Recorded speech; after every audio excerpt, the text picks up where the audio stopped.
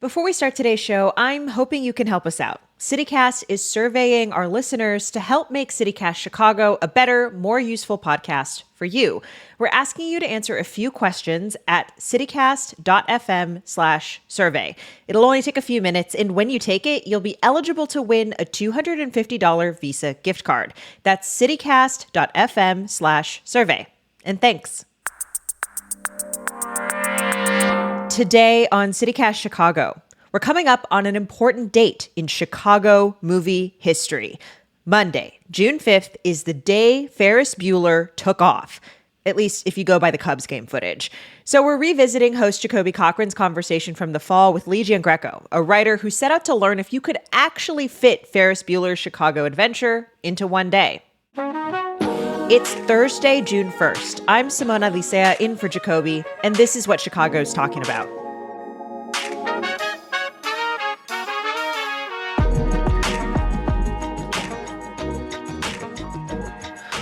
Life moves pretty fast. You don't stop and look around once in a while, you could miss it.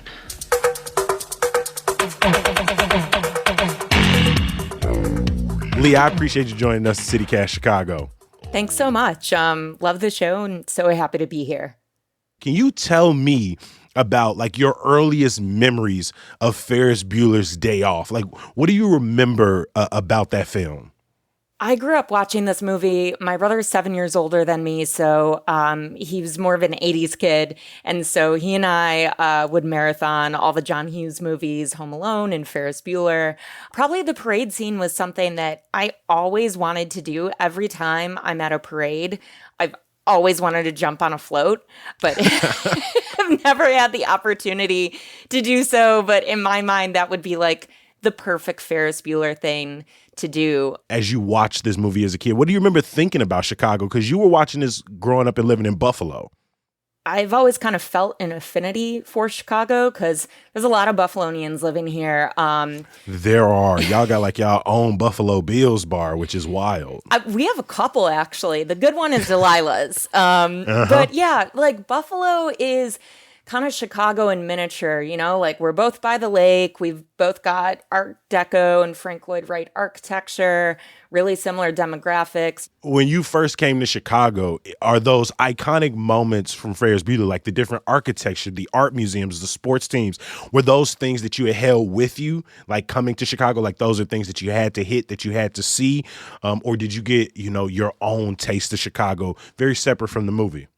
I think a little bit of both. I think, when I went to Wrigley for the first time, which was only a couple years ago with my brother, we were sitting in the bleachers and my first thought was just oh my gosh, I'm having a Ferris Bueller day right now, even though it was a Saturday then too. And same thing with the Art Institute. I love Impressionist works and I've seen them all around the world. But there's something about sitting with, or rather standing with, Sunday on Le Grand Jatte by Georges Seurat at the Art Institute that, you feel something else. You feel like you have to stare at that painting and really look at it. The places that John Hughes visits in Ferris Bueller are typically touristy spots anyway, so I'd probably go to them regardless of the movie, but I think I definitely was viewing them through the characters' eyes every time I visited them. Hey, y'all really committed. Y'all went in cosplay. You was dressed up as Ferris. You had Stone. Even Buddy had the Red Wings jersey on. How did you plan for your Ferris Bueller day? You have to plan like a Cameron and then spend the day like a Ferris. So you need to stress over it. You need to be angsty in planning. You need to be meticulous. You actually need to be really skeptical. But in your experience of it, you need to be loose-goosey. Go with the flow. Whatever happens, happens. Yeah. Your father might be sitting in a taxi cab right next to you. Just go with the flow. Look over there. And what was weird was part of it was meticulous planning. I went through and, Google mapped all the spots. But then part of it was also luck. Some people think that I've been planning this for a year. My editor only asked me about it in early August, I think. And so I was looking for weekday parades in Chicago in September and October. And I couldn't find any that were the same day as a Cubs game at home. So that's why it's a weekend day and not an actual, quote, day off. Was that the most, like, logistically in terms of tough things? Obviously, so many other things you can just maybe book a reservation, you can just walk to, but a parade and a Cubs game happening on the same day, was that the thing that you had to, like, figure out first? Yeah, and that was the thing that stressed me out the most because an afternoon Cubs game starts at 1:20 and ends around, 4:20. They're about 3 hours. The parade, which takes place, it's a Von Steuben parade, the same one from the movie, which in the movie is on Dearborn, and they have since moved it to Lincoln Square. So the parade started at 2 p.m., so I knew there was no way we could get to the Cubs game and then to the parade. Like, we would have like maybe 5 minutes at Wrigley. That's dumb. So we had to get to the parade, get on the float, and then bop over to Wrigley. And so a lot of planning was involved there, but then also, again, a lot of luck. Like, we miraculously got a parking spot on Damon that was free and no permit. And then we miraculously got a parking spot on Addison, 1 block from Wrigley, that was also free and no permit. Like, I kept thinking I was getting punked. It was there's a weird. lot of luck involved. Because when you think about the movie, they don't really address how any of this got paid for. So I just kind of went with that same flow in the piece. I was just like, okay, maybe she's just getting the best parking possible to pull this joint off. We did valet it at lunch, and then, of course, we went to the garage because we wanted to go to the same garage. And honestly, to only spend, I think it was like $14 at the garage and then $20 to valet in Chicago, like, for a whole day, that's not bad. That's pretty reasonable. I think I broke my thumb. Hey, bada bada bada bada bada, so wing bada. Come on. Hey, bada bada bada bada, so wing bada. Kennedy, so wing bada. Hey, Cameron. You realize if we played by the rules right now, we'd be in gym?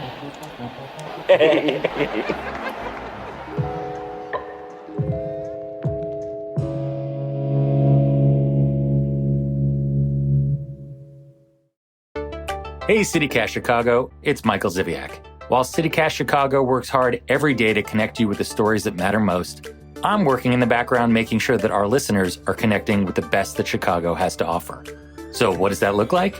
It means meeting with the people who make Chicago what it is. The business owners, the stakeholders, the decision makers.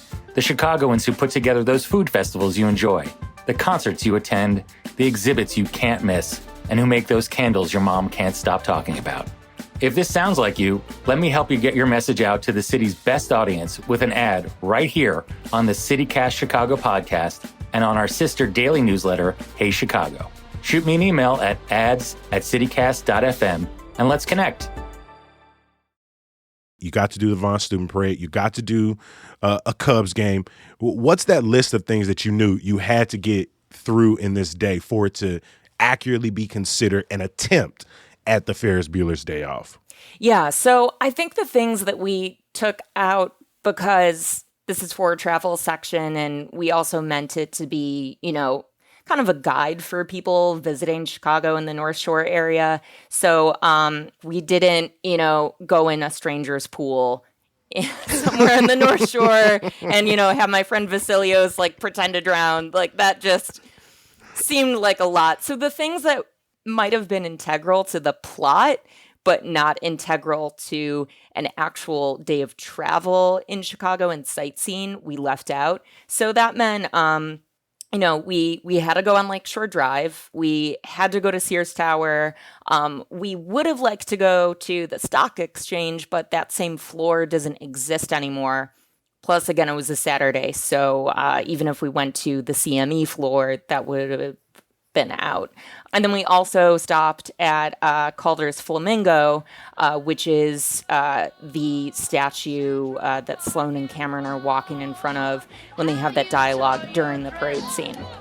As long as I've known him, everything works for him. There's nothing he can't handle. I can't handle anything. school, parents, future. Ferris can do anything. I don't know what I'm gonna do. Take me to that part at the Art Institute, because that's one of the parts of the movie where it's montaged up. But you see about 40 different pieces from, Cameron in front of, A Sunday Afternoon by George Seurat, Sloane and Ferris kissing in front of America Windows by Chagall. Most of the pieces from the movie are there. They might be in different spots in the museum. But we visited probably 4 or 5, like the major ones that the characters interact with. We couldn't get to all 40. And then the other fun thing was we ran into another Cameron and Sloane in the atrium. Come on. Yes. Come on, Tell me about this. So we're coming up so the Art Institute opens at 11 a.m. So that's why people are like, how did you get, Cameron alone with the Seurat? I've never seen that painting without a million people around me. That's because we got there as it opened. And that was the first place we ran to. And literally as we're running up the atrium steps, we see a guy in a Red Wings jersey and another girl in a fringe jacket. And then we were in front of a Toulouse-Lautrec painting where, the 3 characters are crossing their arms. And this kid walks in, this 12-year-old kid from Indiana named Dax Durbin. He's dressed as Ferris with the gray jacket on. And it was similar to when I went to do the Home Alone piece. There were all these young kids that were like, yeah, I like Home Alone. It's cool. But then their millennial or Gen X parents are like, I've been planning this since he was born. They're so obsessed with it. And the kids are having fun, but the parents are clearly the ones who have been thinking about this for, probably 20 plus years. When you watch Ferris Bueller, you want to live vicariously through him. And this is just an extension of that. And, we see people in real life imitating art with this film. And then, recently we've seen art imitating art. I just watched that episode of South Side over the weekend. Turner and Brenda. Talk about it. Yes. Isn't that such a beautiful scene? But maybe I've been going at this wrong the whole time. I'm too uptight. I should have more of a devil-may-care attitude like Brenda. Just get lost and dive right into that stranger's bid. Meanwhile, save Brenda? Yeah. That bitch ain't sick. let me tell you something, Liv. They go to do Sable here on the south side in Washington Park. And that's beautiful because I think people want to keep paying homage to this film because it captures the spirit of Chicago. And I love that, South Side obviously did that on the South Side. Ferris Bueller's more North Side focused. But, it was so beautifully executed and just, I loved it. I'm so glad you mentioned that episode of South Side, because if there's one thing that has always been in the back of my mind as I watch Ferris Bueller is, I don't know if a black kid could get away with this. And so to see South Side recreated from a different perspective, and even as I read your piece, there seemed to be a sort of community element. Not every usher at the ball game was willing to help you in, but when you go to the parade, for example, can you tell me about how not only being dressed up as Ferris changed that experience, but that's one of the parts that it's okay, you could maybe go to a parade, but Ferris wasn't just at a parade, my G. Can you talk about what was it like to pull up, and how far did you expect the parade experience to go or match, singing Twist and Shout downtown? Yeah, so that was also, aside from, the parking, that was the part where I thought, I'm not sure that this is doable in real life. But when we got to the parade, I just approached the Donkhouse float and very politely asked hey, we're doing this piece. Could I join your float? And they not only agreed, but they said, yeah, actually, we were looking for a Ferris Bueller. So it was kind of perfect. But I think that was the point of the day. Even going to that parade, we passed a couple of cops and they were like, oh, Ferris. And my friends and I noted, oh, okay, yeah, that is not a universal experience for all Chicagoans to get that positive interaction. But I think both that and the parade kind of prove that, you know, I guess there were two kinds of privilege that I was experiencing. One, it's, being white, but also it was like Ferris privilege. Like, people see you dressed as the character, and not only do they want to help you or allow you to do things, but they encourage you to. When we were at the parade, one of the women on the float mentioned to us that she was one of the extras in the film. And then one of the guys selling beer at Wrigley said, "Oh, you got to go over to this section over there," because some of the guys selling beer there were also in the film. One of the things that struck me when I moved here from DC was just like how Chicagoans really enjoy living. And I don't know if you realize this from like being here for so long, but like people just enjoy music so much and food. And you see that in every single neighborhood, whether it's like, the Puerto Rican Festival in Humboldt Park or, the Great Lakes Jumper over at Montrose Harbor. Chicagoans celebrate life every single day. And I think that's what Ferris Bueller celebrates, is like the joy of living here and just, the joy of living in general. For a tourist coming to visit Chicago, would you recommend maybe a day that looks a little closer to yours logistically than the actual plot of the movie? But do you think this day still holds up, that if you did the majority of these things on the list, that your Chicago experience would be better served for it? So this was definitely one of the best days that I've ever had in Chicago, but I wouldn't recommend that someone just visiting for the day replicate this. Because you're not getting to sit with every experience. I've been to the Art Institute previously, and I've been to a game at Wrigley before, but I think I would recommend maybe breaking these things up into different days and actually getting the time to enjoy it. I mean, Ferris's message at the end of the film is, take time to stop and look around, or you might miss it. So I think that's what folks should do here. Lee, thank you so much for writing this. It was amazing for me to go back and watch the movie through this new lens. Thank you for coming on CityCast today. Thanks so much for having me.